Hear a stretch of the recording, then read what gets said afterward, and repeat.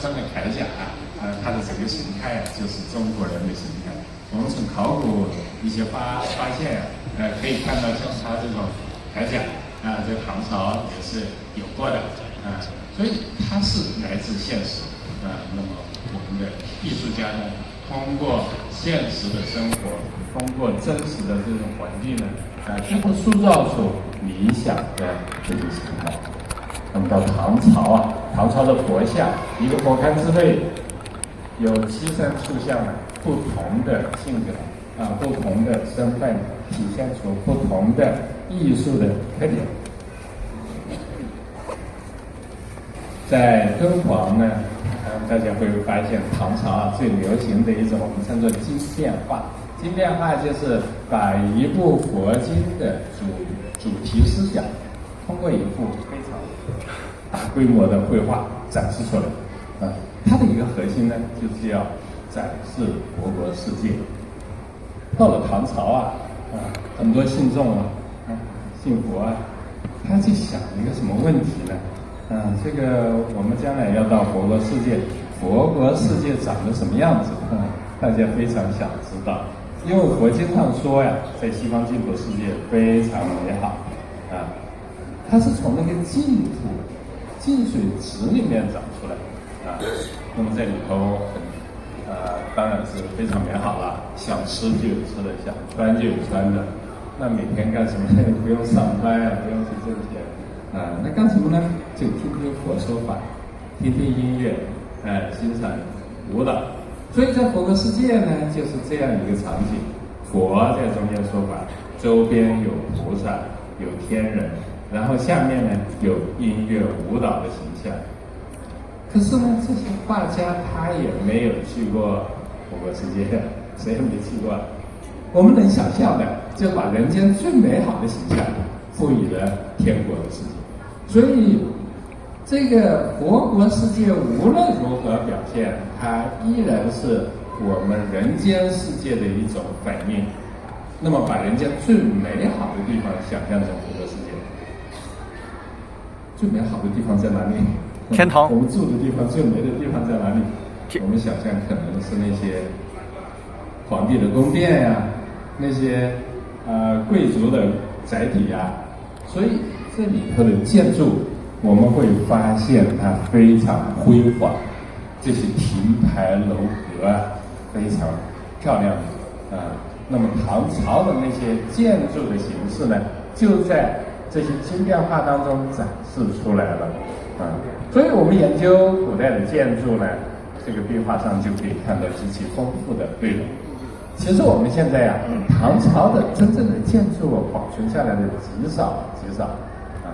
那么我们如何来认识唐朝的大规模的这种建筑呢？我们可以从敦煌壁画里面看到。中国的建筑最大的特点是什么？它是一个群体建筑，一组，中间有大殿，后边两边有那个配殿，然后周边用长廊把它联系起来。这样一个完整的建筑，我们在敦煌壁画当中看到了，我们差不多可以恢复出唐朝建筑的这样一个规模所以在这个敦煌壁画里面，我们可以想象唐诗里面讲的那些亭台楼阁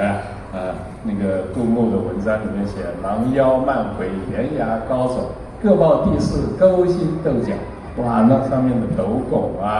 那些长廊那些勾栏那都可以从这个壁画里面看到。所以我们看经变化，它一个很宏大的场面，通过建筑画、人物画、山水画展示了一个非常宏伟的画卷。这样的画在宋朝以后那些卷轴画里头几乎是看不到的那么唐朝创造了这样辉煌的奇迹。我们也到印度中亚很多那个佛教的石窟建筑里头看到有一些壁画的遗存、雕刻的遗存，我们看不到这样的这么宏伟的这种佛国世界的净土图。所以这样的净土世界是中国的艺术家创造的，是按照中国人想象的中国的审美风格来塑造的。所以这里头呢，我们会发现，从敦煌艺术当中，我们看到中国的艺术家不断的创新，不断的发展，每个时代有每个时代的特点啊，所以这些建筑非常宏伟。那么我们在一些经变化当中呢，还看到更丰富的内涵。比如说这个公元642年建成的220号洞窟，这个洞窟初唐时期，贞观16年，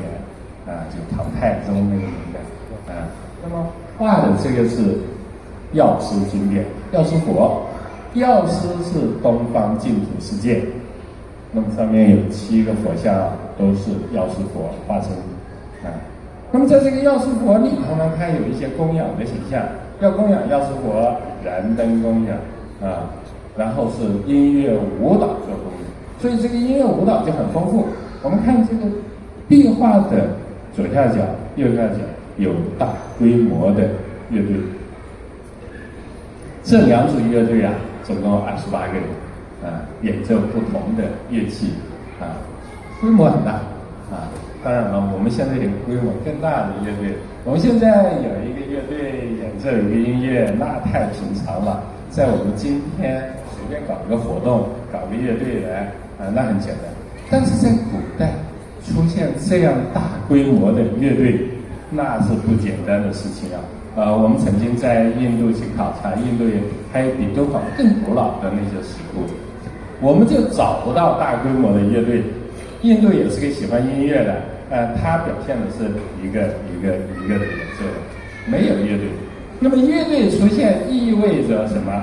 意味着我们的音乐发展到这样的高度，我们需要有复杂的乐曲。这个复杂的乐曲需要有大量的乐器共同来构成一种和声。这个和声的构成，可能大家了解音乐的人知道，西方的交响曲是不是这样的？那在唐朝，我们中国有交响曲了，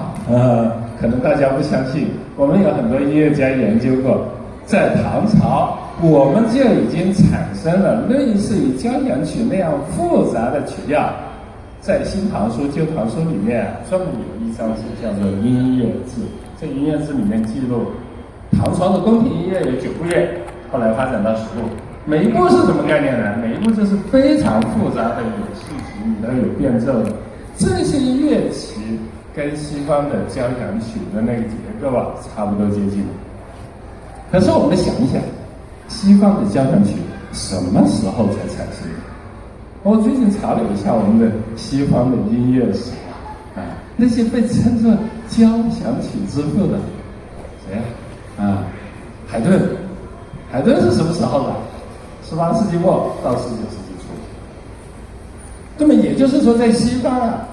最早到了18世纪了，才出现了交响曲，一直到19世纪初，贝多芬这些伟大的音乐家才逐渐就发展起来。那么我们中国在7世纪有了类似交响曲的这样的音乐发展，这不是奇迹吗？所以中国在唐朝那个音乐是高度发展。像这样的大规模的乐队不是一个，在莫高窟有200多个洞窟，你都可以找到乐队。那么中国的音乐发展曾经是达到很辉煌的程度。当然我们现在听不到那个乐器了，不过还好，在藏经洞我们发现了唐朝的乐谱。这个话题呢，今后有时间再讲。就是说，我们从敦煌的艺术当中，我们感受到那些辉煌的雕塑艺术、绘画艺术、音乐、舞蹈艺术。那么敦煌的文化是非常了不起的，这个在世界上都是可以说是一个奇迹那我们看到这些舞蹈的形象，我们可以想象出在唐朝那些唐诗里面描绘的非常美妙的胡旋、胡探舞。所以敦煌的艺术太丰富了，我们暂时不能全面的展示出来只是简单提一提那么接下来我们讲敦煌石窟的保护历程敦敦煌，在1944年的时候呢，国民政府成立了敦煌艺术研究所，当时叫国立敦煌艺术研究所。以常书鸿先生为代表的一批人在那白手起家，创办研究所，目的就是要把敦煌石窟保护起来。那么经过了80年现在我们已从原来的一个研究所，到1984年扩建成研究院那么现在呢，我们敦煌研究院要管6处石窟，甘肃省的6处石窟，其中有3处是世界文化遗产。莫高窟、麦积山石窟、比伦寺石窟是世界文化遗产，另外的3处榆林窟、西千佛洞和北池窟寺是全国重点文物保护单位。现在我们管得宽从最西端到最东端的石窟1000多公里，1500多公里，可以说是世界上最大的文物保护单位。那么我们保护的目的是什么我们要保护、研究、弘扬3项任务，要把洞窟保护好，要让我们的子孙后代都能够看到石窟，都能够看到这么精美的壁画。那么在上个世纪40年代、50年代，以常书鸿先生为代表的这一批专业人员在极其艰苦的条件下来保护洞窟。那个时候上层的洞窟都上不去。你要到哪个洞窟，你就扛着一个梯子去但是我们也得干我们的这个力所能及的把这个墙给它修好，让它不要垮下来，把门给它安上不要让风吹日晒的这个。那么尽了最大的努力。到了上个世纪60年代呢，国家拨专款把这个莫高窟做了全面的加固工程那么到了改革开放之后那么我们有条件进行国际合作通过跟美国、跟日本、跟加拿大这些发达国家的文物保护单位合作呢，我们不断的学习最新的科技，用科技来保护石窟。我们从洞窟内部壁画的保护，一切这些不同的类型的壁画的病害，我们可以把它治好那么洞窟外，我们大环境要治沙，因为在沙漠当中那个沙子逐渐流下来，顺着墙壁流下来，时间长了之后，那个壁画就没了我们经过了几十年治沙，现在效果非常明显但是我们现在还在治因为这是一个长期的工程，非常艰苦的那么在改革开放之后几十年，我们在文物保护的科技方面，我们不断的提高跟国际合作呢，我们这个保护达到了一个先进的水平，在国内领先。所以国家文物局在敦煌设置了国家级的这个研究的平台后来又建立了中国古代壁画保护工程技术研究中心。这2个国家级平台就意味着我们敦煌研究院呢，不仅仅是要保护敦煌的石窟，我们还承担了全国的各地的文物保护工作。我们的专家散在全国各地，我们在全国10几个省区都在进行文物保护的工作，我们承担了越来越多的任务这个也是国家对我们的信任。那么我们也不断的提高保护的技术，所以我们在壁画的保护，在土遗址保护方面呢，我们很多技术是在世界上领先的那么大家知道，在2019年8月19日呢，习近平总书记到莫高窟市，在敦煌研究院主持召开座谈会，并且呢发表了重要讲话。他为什么这么重视敦煌？大家知道，我们总书记经常讲，我们要传承弘扬中华文化。我们讲中国特色社会主义，如果没有5000年文明的话，我们中国特色从何谈起那么我们的传统文化，它最重要的因素在哪里？我们在敦煌找到了它的一个非常明显的特点我们刚才也讲了，敦煌是中外文化交流的结晶那么通过敦煌，我们可以树立文化自信所以总书记说，一个有自信的民族，他是善于接受外来文化的，不断的学习外来文化，丰富自己。最后呢，是要创造，是要创新的啊！如果不创新，我们这个时代没有意义的啊！所以呢，我想敦煌就是一个非常重要的方面啊。那么今年呢，9月份，习近平总书记视察某个那个麦积山石窟，麦积山石窟也是敦煌研究院管理的，所以我也请陪着总书记看麦积山石窟。我们会发现，总书记为什么这么重视石窟？总书记从麦积山出来，跟大家说，中国有4大石窟，4大石窟都看过，那么为什么要重视石窟呢？因为石窟文化很独特。佛教的石窟是从外面传过来的，是从印度、从中亚传过来的。我们中国在吸收了外来文化之后，创造出新的这些有中国特色的石窟，这不就说明中国文化的发展一个最大的特点吗？我们不是做一种封闭的自己封闭起来好像自己最伟大，不是那样的，不能夜郎自大。我们是要以开放的精神。我们老说改革开放，我们改革就是要开放，我们不开放是不能发展的。开放的意义就在于我们学习外面的先进文化，然后发展我们自己所以我们的文物保护也是这样发展起来，因为我们开放，我们才发展所以我们接下来看我们的数字化。数字化的意义在什么呢？我们要让敦煌的艺术永久保存在20多年前，樊锦诗院长就讲，我们敦煌的这些石窟，这些珍贵的文化保存，我们要让它久远长存。怎么才能久远长存？我们过去试了很多办法，我们用胶片照片，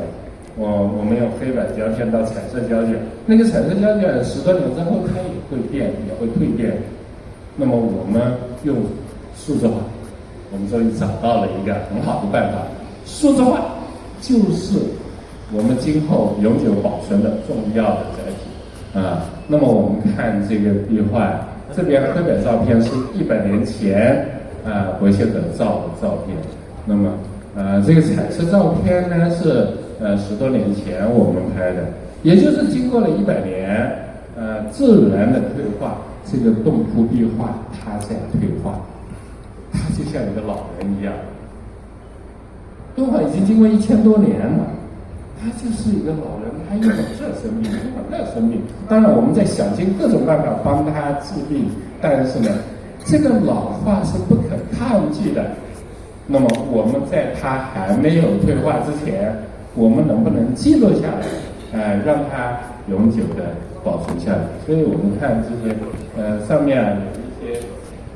有一些痕迹我们比较一下，有一些已经退化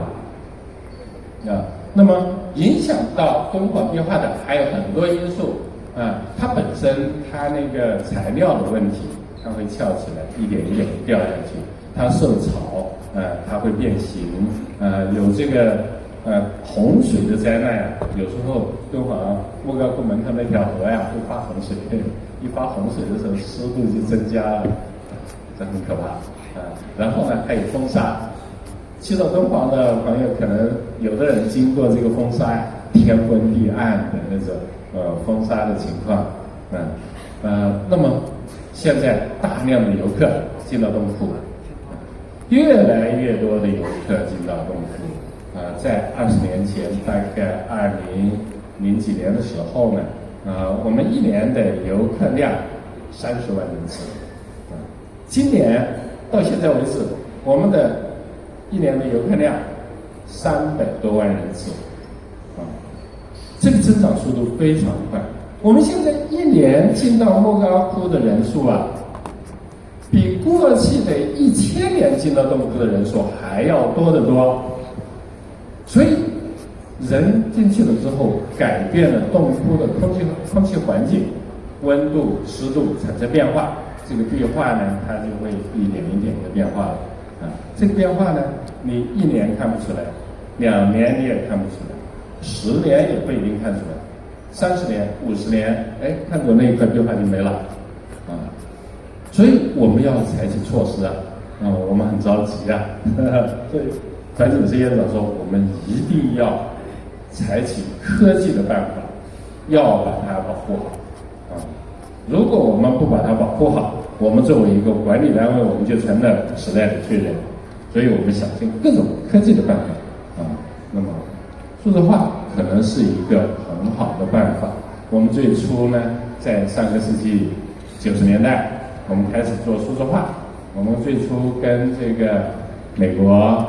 跟国内的一些科研单位合作，那么进行数字化的这种工作。这个经过了20多年，我们成立了自己的数字化的团队，我们团队逐渐成长起来。现在我们做数字化工作的人员啊，我们的员工可能超过100人。那么我们在不断的研发一些新的技术，不断的发展。那么通过不断的探索发展，我们的目的只有一个，尽快的提高这样的技术，然后把敦煌的这个壁画这些彩塑永久的能够记录下来，保护起来。那么我们在这个探索当中呢，很多方面是没有现成的技术可以用的。我们用所有的技术到了莫高窟，我们都要想办法适应我们的洞窟、我们的壁画。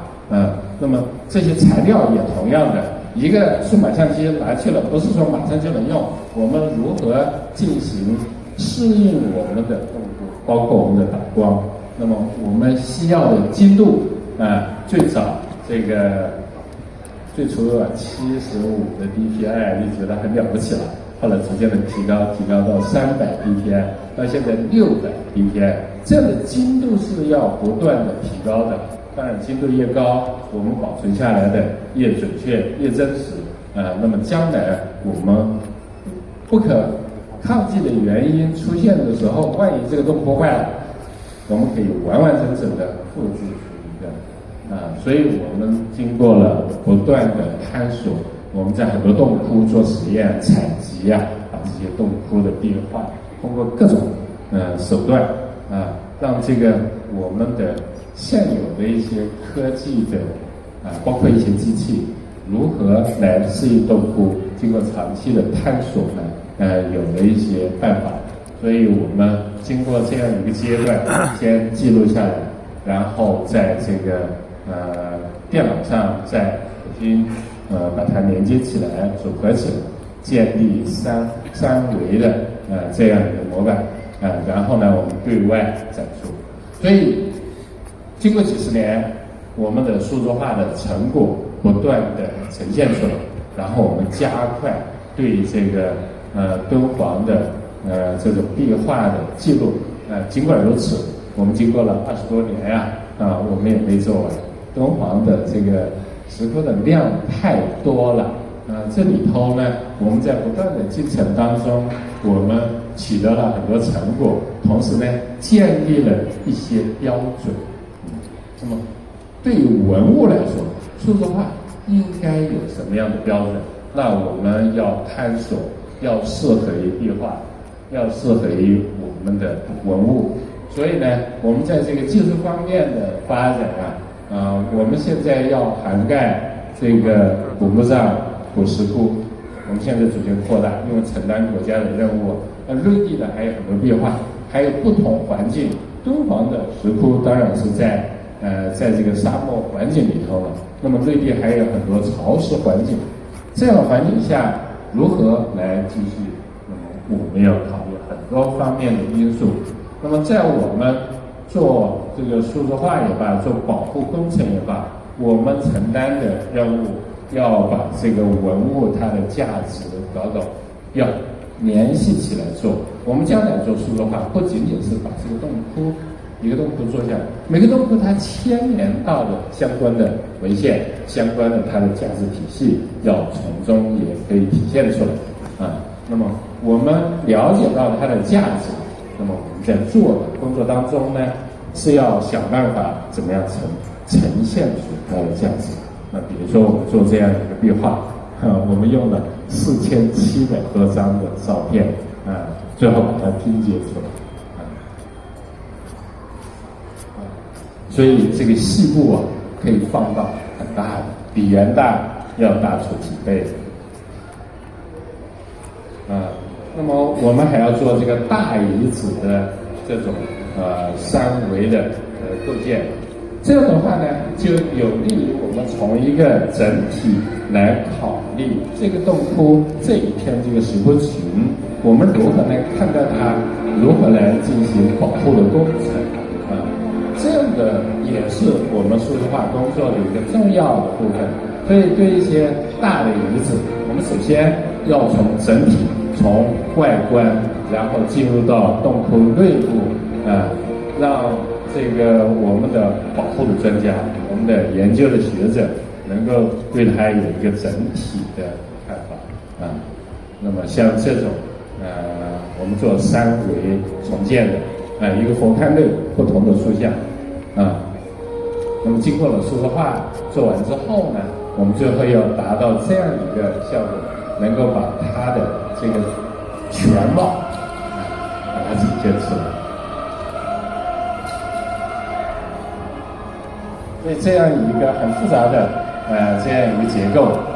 有佛像，有佛弟子像，有菩萨像那么每一个这些塑像它本身的特点这是我们最后做出来的一个效果。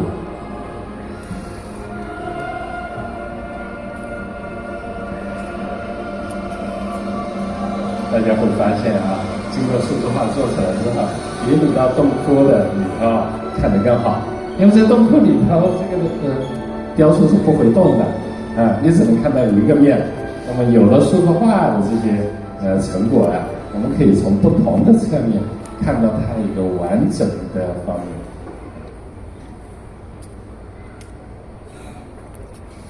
这是大佛，莫高窟非常美的一个大佛。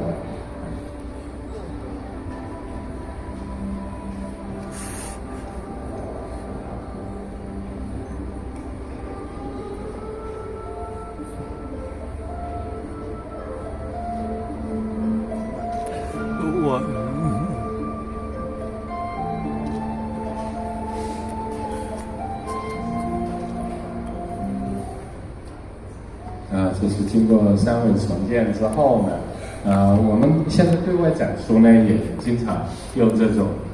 复制出来的这种3D 印出来非常精致的佛像。那么我们通过戴上那一种眼镜可能很多朋友也体验过这一类的你戴上一个眼镜四面这么一看整个洞窟的情况全都收到眼底。这个是其中的一个办法了。其实对敦煌来说呢，这样的办法可能不是最理想的因为它只能适合一个人看我们要是有几千人、几万人来看洞窟的话，也就供不应求了我们现在呢，主要还不是发展这样